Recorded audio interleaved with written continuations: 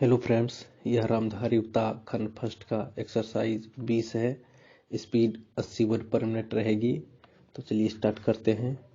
Start. महोदय, मैं अपने बारे में कहता हूँ।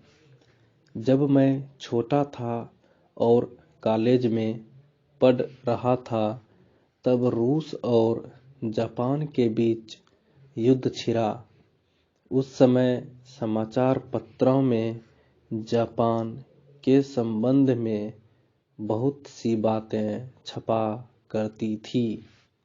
उनमें एक बात यह भी थी कि जापान में समूरिया जाति के लोगों ने अपने सब अधिकार वहाँ के राजा को दे दिए थे।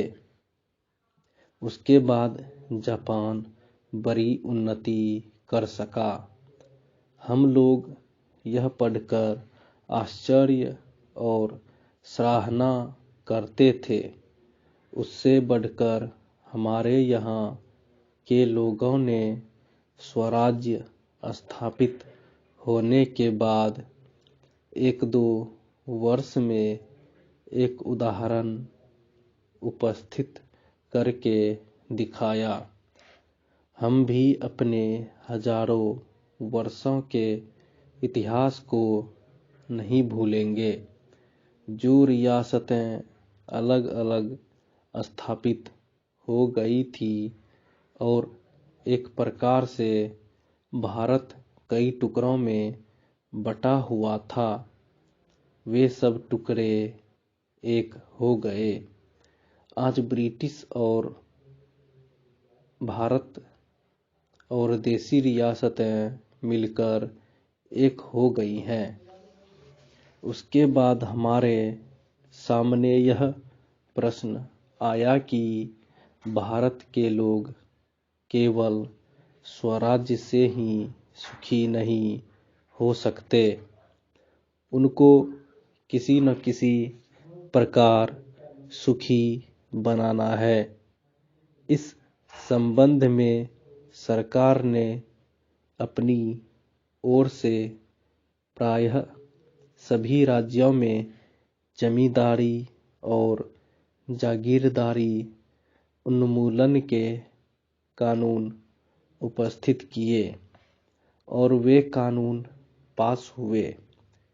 प्रसन्नता की बात तो यह है कि बहुत से स्थानों में कानून उन लोगों की स्वीकृति से तथा उन लोगों की सलाह से पास किए जिनकी जमींदारी और जागीरदारी समाप्त हो जानी थी।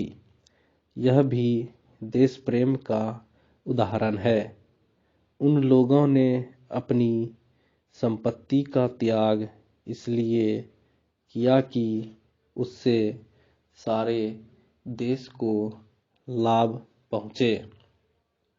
वह काम भी लगभग पूरा हो गया और पूरा होता जा रहा है। हमारे सामने मार्ग प्रशस्त हैं और अब हमें इस पर चलने की शक्ति चाहिए। हम में परस्पर कभी कभी इस प्रकार की संकुचित धार्मिक अथवा सामाजिक भावना देखने में आती है, जिसके कारण कभी कभी लड़ाई झगड़े हो जाते हैं। हम इस चीज की ओर भी दूर करने का प्रयत्न कर रहे हैं।